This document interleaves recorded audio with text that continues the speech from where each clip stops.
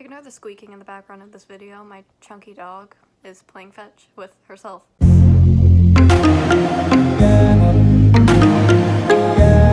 Hey guys, my name is EmmieKnight. I primarily make YouTube videos with my friends and family, but today we're doing something a bit different.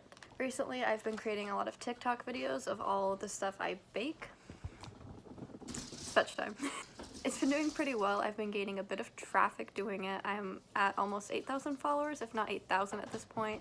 And it was all from this one TikTok video of these broken glass cupcakes that I made. My mom and sister made these cupcakes for a Halloween party we had when I was younger. I was probably like 12 maybe, so it's been like 7 years since they made them.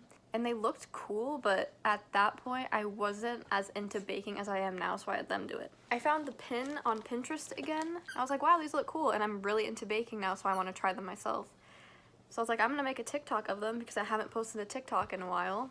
Lo and behold, this video has over 1 million views now. The original Instagram page for TikTok actually reposted my video on their story and tagged my baking account, so then I gained about 100 followers from that on my Instagram baking account. If you haven't checked it out, I will link it in the description. I post everything I bake there.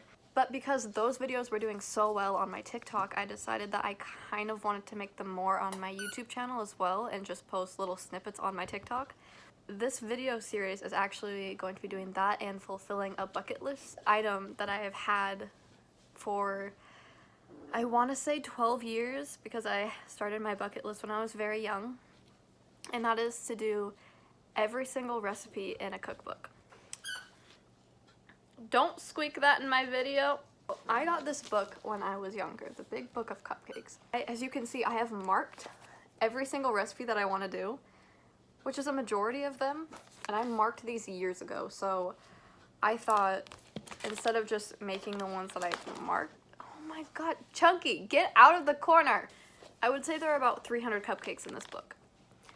I will be making every single one of them. Here's how the series is going to work. I'm going to flip to a random page of this book, and that will be the recipe I'm creating that week. So I'm going to try to do one once a week, and hopefully maybe more. I don't know, because that'd be a couple of years to finish this. There are a few holiday-themed cupcakes in here that I will choose around the holidays specifically, and every time I finish one, I will mark it off. But I guess before I do that, I will flip and see which one we are making this week. I'm just going to flip it this way, and you guys can see. Soccer cupcakes? It just says our team cupcakes. Not very exciting, but this is the first one we're making. So the way this book is set up is it has main recipes in the front, and then throughout the book it tells you what other ingredients you need to make them. I'm actually not going to use the original cupcake recipes in here because I've made them before and I just don't really like how it turns out. It's kind of dense and doesn't taste the best. The recipe I'm using today is actually from another YouTuber named How to Cake It. Her name's Yolanda, and I will link her recipe in the description. That's normally my go-to recipe when I bake at home. Sometimes I use other Pinterest recipes, just depending on if I want to switch it up or not, but that's definitely my safe bet.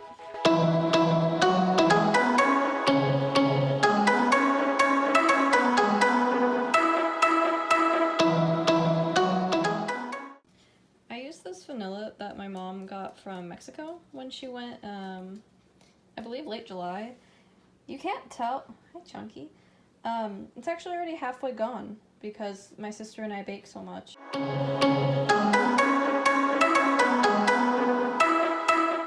My sister brought me something.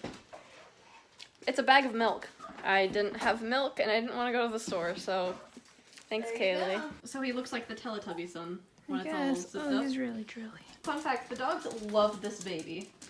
They get so excited when he's here.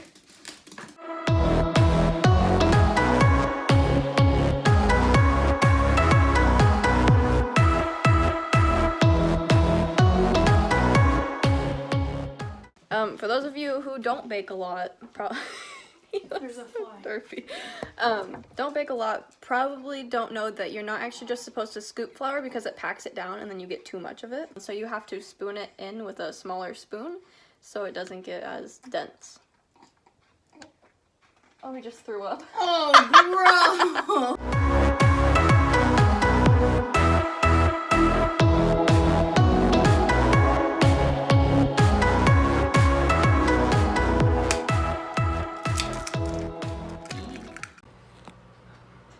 say you're balancing on some great value iced tea with peach drink mix. The way I fill my cupcakes are with these. These are called dishers. They're basically like ice cream scoops, but with this nice little thing that scrapes out the inside of it.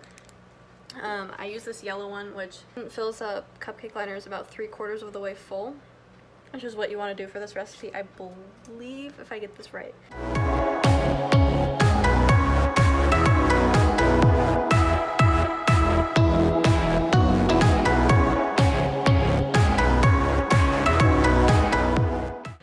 I have 24, so half of them are green, half of them I have in white cases that I'm going to use for a later video because I don't feel the need to make 24 Seahawks themed cupcakes when their next game isn't for another like 5 days.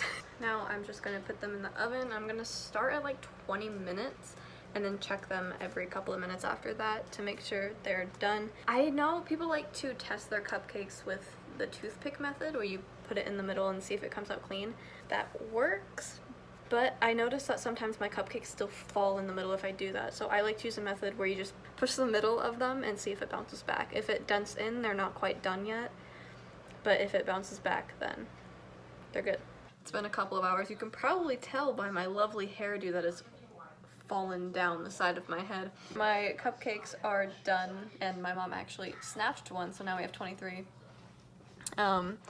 I went ahead and made some buttercream frosting that is kind of a mixture of a bunch of different recipes. I just do a cup of unsalted butter, 4 cups of powdered sugar, and a teaspoon of vanilla extract. I actually use, they have clear vanilla essence that I use for my buttercream so it doesn't make it slightly yellow. But now we're just gonna frost the cupcakes with a basic flat frosting so we can dump it in sprinkles. I was lazy and didn't want to go to the store, so I actually have some blue ones that I'm going to use for the sides of some of them, and for some of them I'm going to just do brown for football. I'm also going to look around and see if I have any just candy that I can use to make little flags like in the book. They have these that they use. I don't have those in my possession, and again, it's 10 o'clock at night. I don't want to go to the store. I do have Tootsie Rolls that I might see if I can mush together.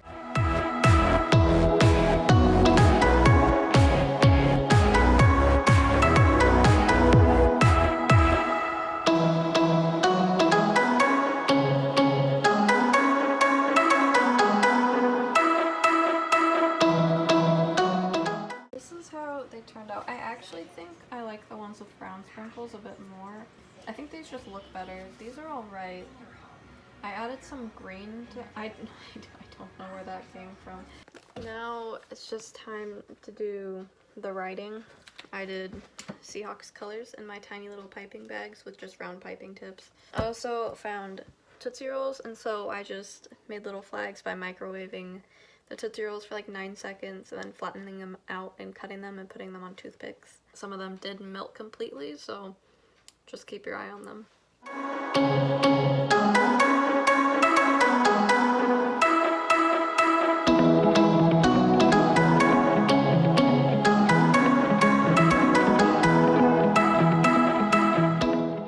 think we're done. Overall, I'm not mad about how they turned out. I think they're pretty cute. I would rate these a 2 out of 5. They weren't difficult by any means, but to me that's kind of boring, and these are kind of boring, and I don't like the sprinkles on the outside. They do look better in here, and that's because they used more frosting to build up the edges, but I didn't want to do that to all of them because that's too much frosting for a cupcake. If I had to pick my favorite, and if I were to do these again, I would definitely stick with brown sprinkles and without flags. I don't really care for the ones with flags. They look okay, I just prefer them without.